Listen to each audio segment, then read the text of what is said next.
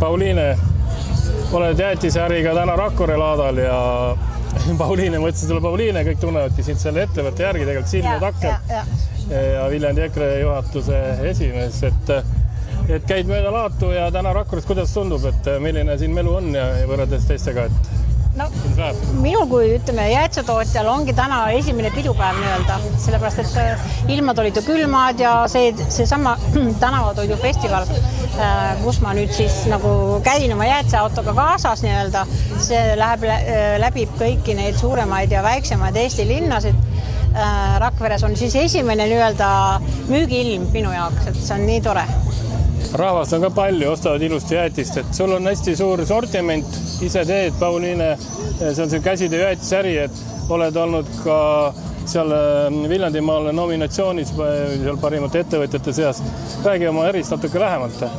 No ühesõnaga, see jäätise tootmise, ütleme, jäätise kiiks on mul olnud kaua aastaid juba. Ma olen tahtnud seda nagu teha, aga kunagi ei olnud enne nagu aega sellist, et võtadki selle aja ja siis hakkad oma jäätist tootma.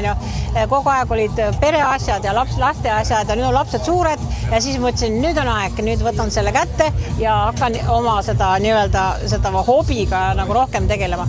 Ja siis leidsin Viljandis niisuguse toreda koha, kuhu ma arvasin, et ma teen nüüd siis niisuguse Skandinaavia tüüpi nagu jäätisekohviku, mis töötab aasta läbi, aga kahjuks aeg oli just täpselt niisugune enne koroonat, et panimegi siis nagu kõik ehitasin selle ilusa kauni jäätisebutiigi valmis. Viljandis siis, jah? Viljandis, jaa, see oli aastal 2018 ja siis tuli koroona ja siis tuli teeremont ja siis tulid kõik need lubadega, need kauplusesse sisenemise, need nõuded on ju.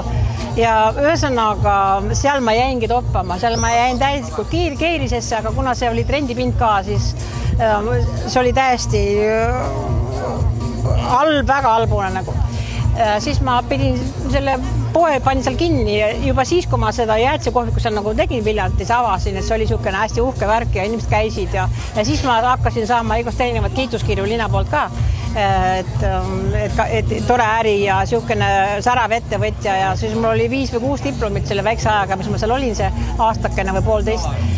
Siis pidin kinni panema, kuna rendilandja ei tulnud vastu, nagu ütles, et nüüd on koroona läbi, et nüüd pead hakkama saama, aga ma ei saanud isegi jalgu alla, see oli selles mõttes, et oli Aga sa tulid välja sellest? Ja tulin välja, ja siis mõtlesin, et mis edasi siis saab, et kas ma nüüd siis, kuna mul oli kõik ju see kontsept tehtud ja jäätised toodetud ja ühesõnaga kogu see süsteem oli valmis ehitatud, siis mõtlesin, et prooviks siis selle bussiga, lasin selle bussi ehitada ja siis hakkasin sellega ringi purama. Eelmine suvi sai see kevadel sai buss valmis ja siis juba Viljandist, nagu ma ei tea, kas mujal linnades tehakse ka seda, et need aasta need ettevõtluse nominente, ma arvan, siin Ida-Virumaal või Lääne-Virumaal tahaks ka. Ja siis nad esitasid mind sinna nominatsiooni, seal oli 16 seda konkureerivat väikeettevõtet ja siis mina sain 3. koha, rahvas hääletas ja tohutu tore. Sul on siin, vaata praegu moes see, kuidas on see eurolaul, vaata, sul on see jäätis ka või? Jaa, see on see jäätis ka mul. Mis lugu see oli? Ühesõnaga, sellega oli niisugune lugu. Mis ta oli? See espresso macchiato on ju. Et ma mõtlesin, et ma teen selle Tommi, kuna ma olen teinud veel nagu niisugused nagu persoonidele pühendatud jäätiseid ennem ka, on ju. Anu Raud näiteks on tellinud minust 2 või 3 erinevat sorti jäätist, alati ma olen teinud need sildid sinna peale kohe nagu spetsiell, on ju. Siis meil on kokkulepe, et me seda kusagil mujal ei müü, on ju, ma toodan ainult temale. Ja siis Anu Rauale ma olen teinud 2 või 3 erinevat varianti ja siis mul tuli nagu niisugune mõte, et ma teeks selle Tommy Cashile ka selle erineva või selle Tommy Cashi jäätise, on ju. Ja tegin selle valmis.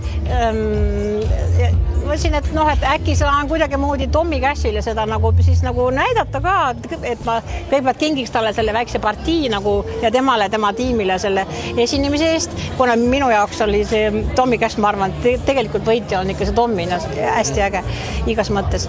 Ja nüüd ma siis olen proovinud kuidagi moodi mingid salateid pidi selle Tommile nagu läheneda, et seda jäätist talle nagu pakkuda, aga praegu on see tee on poolik ja mul isegi on see, kõik see silt on valmis, ütleme selle jäätise see karbisilt selle Tommi ütleme jaoks.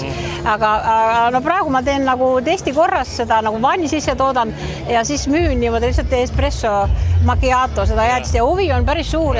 Ma ei tea, kas sinagi maitsesid seda vist. Et kuidas tundus? Jaa, väga hea kohvijäätis, aga muide täna on just Vallimäel esineb see Tommi, nii saad kohe minna selle tiimiga kokku rääkima. Täna õhtul on kontsert.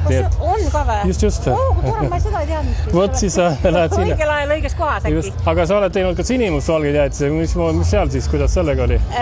No seda olen ka teinud, jah. Seda olen teinud, kui ükskord oli eelmistele enne Euroopa parlamendi valimisi, siis kui meil oli veel see vana EKRE nii-öelda, siis me tegime seal Kolgajaanis, tegime kohtumisi nende nii-öelda kadunud liikmetega, kes olid seal ka väga kõrgetel positsioonidel Euroopa parlamendis on ju. Siis ma tegin sinimustvalget jäätist ka ja see oli tore ja kuna mina tegelikult selle ürituse seal organiseerisin selle kohtumise, ma ei hakka enam nimesid nimetama ja siis oli meil see sinimustvalge jäätis selle sinimustvalge sildiga ja see oli hästi-hästi valge, ma saan aru, mismoodi seal see sinine no siis teed seda sinist ja musta, paned niimoodi, et paned seda ütleme nagu must sõstad natukene ja siis timmid seal mingisuguse no ma saan aru, see on saladus ja mingisuguse asjaga, et aga välja ta tuli ja seda ma kavatsen muide enne valimisi veel teha enda jaoks ka. No sa natuke juba rääkid poliitikast, et sa ise oled ju Viljandis EKRE juht, et toimetate ka kohalikel valimistele vastu, et kuidas poliitilise rindel läheb teile? Meil läheb, kui ma ausalt ütlen, ma ei lootnudki, et meil läheb nii hästi, sest tegelikult Viljandi oli üks niisugune osakond või ütleme piirkond, Järva-Viljandimaa piirkonna osakond, mis kaotas nii palju liikmed, et seal ei olnud, 2 inimest oli ainult möödunud aasta augustikuus oli 2 inimest ainult Viljandi linnaosakonnast järgi, kes siis niimoodi oli vaja kupatada sinna koosolekule, et üleüldse saada see koosolek, uus üldkoosolek tehtud, kuna Viljandist lahkus 35 inimest. No see küll, aga ehitasite üles. Jaa, ehitasime üles, aga see on nõudnud tegelikult palju tööd ka. See mõttes, et siis, kui oli november, hakkasid just talvekuud, siis võtsime selle telgi selga ja läksime sinna turule ja tänavate peale ja see oli niisamuti.